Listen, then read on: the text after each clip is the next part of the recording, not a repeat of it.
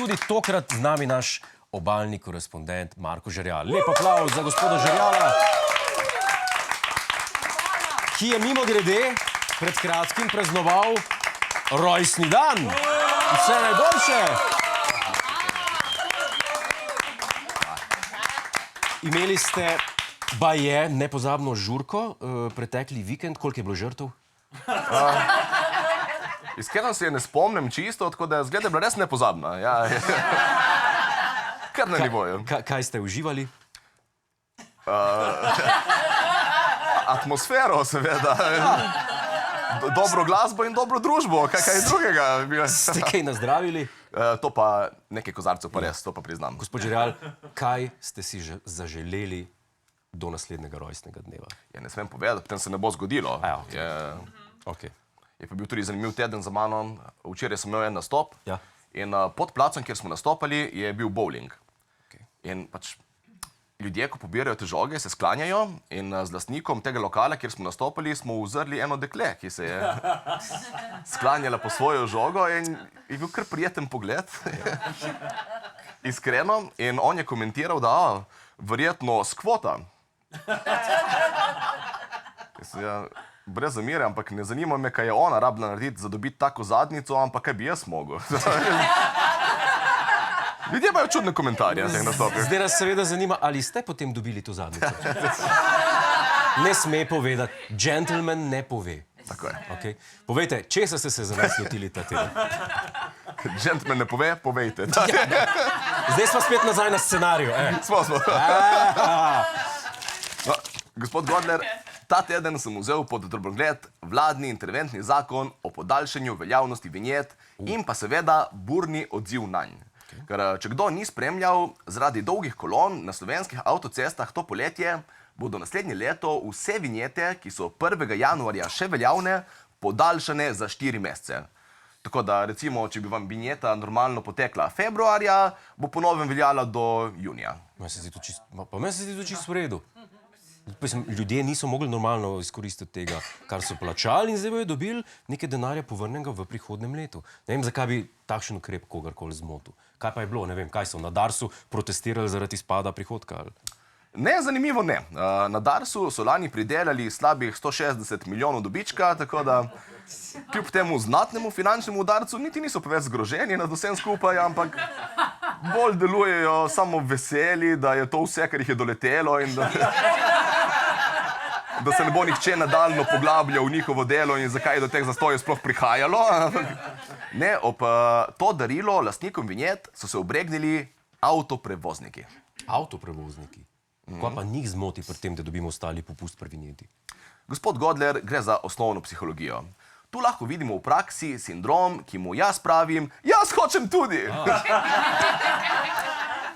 Ta sindrom je lahko ponavadi opazimo pri malih otrocih, ko recimo en v družini praznuje rojstni dan in prejme darila, ostali otroci pa postanejo slabe volje, ker jih sami niso.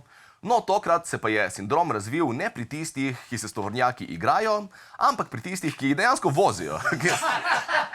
Ki so videli, da so osebni vozniki dobili neko ugodnost in pri tem čisto nagonsko reagirali z jaz hočem tudi! In iz sekcije za promet pri OZS so celo zagrozili z možnostjo zapore cest, če vlada ne ugodi njihovim zahtevam. Super.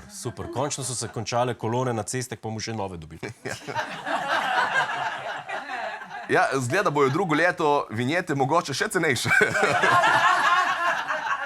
Še malo pa bo za uporabo avtocest Dars plačeval nam.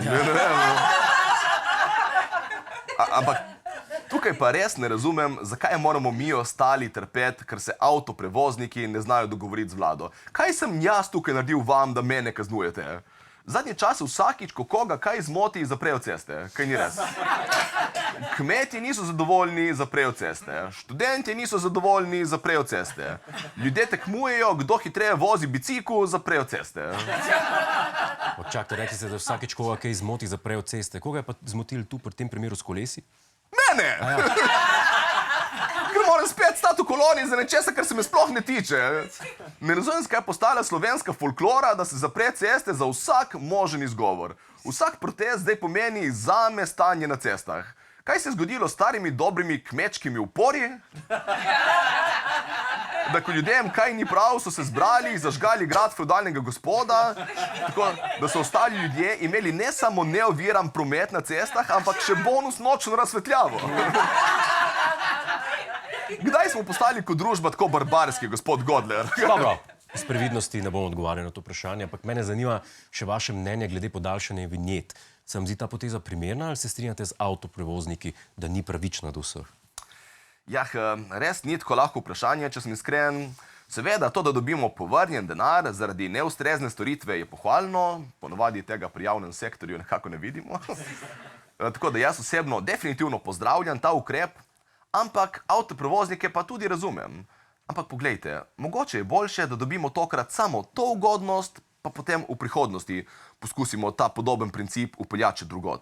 Ker bodimo iskreni, ceste niso niti približno edino področje, kjer se v Sloveniji malo čaka.